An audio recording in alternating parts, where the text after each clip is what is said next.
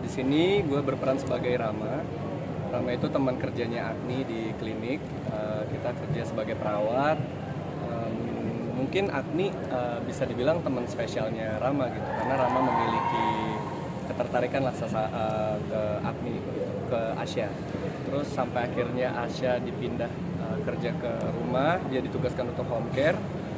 Tapi semenjak dia kerja, Asya ini suka ngadu ke Rama, kayak di rumah ini banyak yang ganjil nih, banyak hal-hal yang nggak biasa terjadi di situ.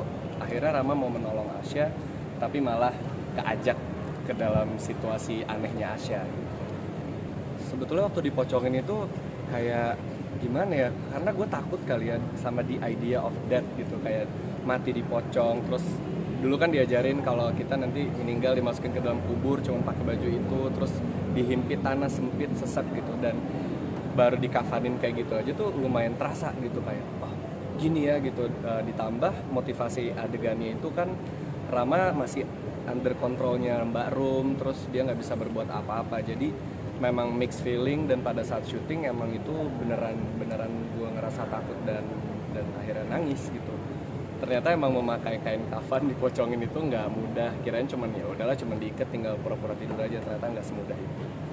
Kalau buat Rama ya, pas dapat karakter itu kayak ada irisan guanya gitu. Ada Jordi kan orangnya juga selalu mau membantu gitu. Ada jiwa-jiwa heroik, padahal juga ya sebetulnya diri gue juga perlu dibantu gitu. Tapi memang Rama juga seperti itu kan, dia tidak tega nih, ada temen dia perempuan baru aja meninggal ibunya, terus ngadu-ngadu macam-macam gitu. Jadi relate lah sama Jordi sehari-hari gitu, bukan cuman ke satu orang. Kalau mungkin Jordi ke banyak orang gitu, ada teman yang sedang kesulitan atau bahkan ada teman-teman dari sosial media yang minta tolong, sebisa mungkin gue respon gitu. Jadi mungkin itu agak relate sama Rama gitu. Terus kalau Rama juga orangnya pekerja keras, dia selalu ngambil shift malam ya, sama dengan Jordi gitu. Emang kerja tuh hobi gitu, jadi ya kurang lebih Rama dan Jordi tuh nggak banyak perbedaan sebetulnya. Proses reading ini lumayan, sebetulnya lama sih enggak, tapi pas gitu. Jadi sebulan kita dikumpulin buat reading, sekalian workshop jadi perawat gitu ya, diajarin bagaimana cara nge-handle pasien orang tua, terus bagaimana caranya kita memisahkan sampah medis, terus kayak cara menjahit luka kayak gitu tuh diajarin. Terus untuk mungkin yang udah nonton kan adegannya memang bukan yang grande fighting sling, bukan kayak gitu kan. Jadi memang kita fokusnya tuh untuk nge-build karakter, layer by layer tuh kita bedah. Terus kayak hubungan Rama sama Asya, hubungan Rama sama Rum, hubungan Rama sama teman-teman kantor, teman-teman di rumah sakit kayak gitu. Itu yang kita bedah selama 1 bulan kayak gitu. Termasuk merubah look segala macam. Pastinya dunia medik, kayak gue sempet curhat ke Mas Adri kalau ternyata jadi perawat itu pahalanya tuh banyak menurut gue. Kayak lu harus ngerawat orang yang bukan keluarga lu, terus kayak sakitnya macem-macem gitu. Ada yang udah tua, banyak, wah ribet deh gitu ngedengar cerita teman-teman dari perawatnya langsung gitu ya. Jadi itu hal baru, belajar dari karakter Rama gitu, harus sabar, harus kuat gitu, bukan cuman kerja yang asik-asik aja, tapi menjadi perawat itu kita ngeliatnya kayak enaknya cuman duduk ya, cuman melayani dokter, menjadi asisten dokter. Tapi ternyata perawat tuh juga butuh kita apresiasi lah gitu, khususnya untuk COVID kemarin ya. Kayak menurut gue jadi perawat luar biasa gitu.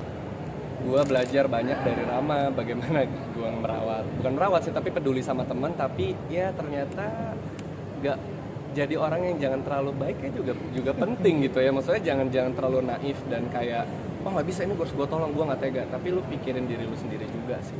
Itu gue pelajarin dari Rama. Ketidaksengajaan sih, kayak dari awal film dapat iya karakternya kita bikin terjun, kayak terus main film horor karakternya kita mati sama ibu kayak gitu. Terus kayak di film lain juga mati gitu.